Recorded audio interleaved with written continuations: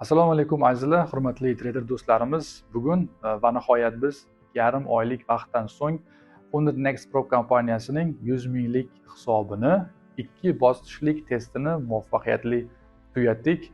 Real hisobni qo'limizga oldik. Real hisob bermaydi imtihondan keyin degan do'stlarimiz uchun bu biroz qayg'uli voqea bo'lishi mumkin. Sababi YouTube kanalidagi izohlarda men o'z ko'zim bilan ko'rdimki, imtihondan o'tgandan keyin bu Pro kompaniya hisob bermadi degan izohlar bor edi. Lekin qoidalarga amal qilib ishlagandan so'ng bizga real hisob berdi. Endi real hisobdan qancha daromad yechib olamiz, daromadni vaqtida beradimi, hech qanday o'yin bo'lmaydimi, buni biz hozircha bilmaymiz. 2,5 oy davomida biz YouTube kanalimizda jonli efir tarzida olib borgan savdolarimizda deyarli barcha jarayonni noldan ko'rsatib o'tdik.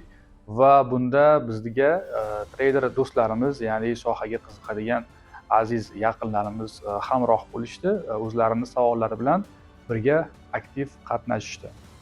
Va ular bilan birgalikda jonli efirda biz O'zbekiston tarixida hozirgacha hech qaysi bir trader qilmagan ishni, ya'ni 100 minglik hisobdan jonli ravishda qanday o'tish kerakligini ko'rsatib berdik. Sizlar bilan Rish Capital kompaniyasi, Suhrob Melboyev, Kamina. Bundan keyin mana shu 100 minglik hisobda jonli savdoni qanday amalga oshiramiz, xatolarimiz, daromadlarimiz hammasini ko'rsatib borishga harakat qilamiz. Shuning uchun bundan keyin biz bilan birga YouTube kanalimizda jonli efirlarda aktiv qatnashishingizni so'rab qolgan bo'lardim. Bizni kuzatishda davom eting. Barcha yangiliklar hali oldinda. Sog' bo'ling.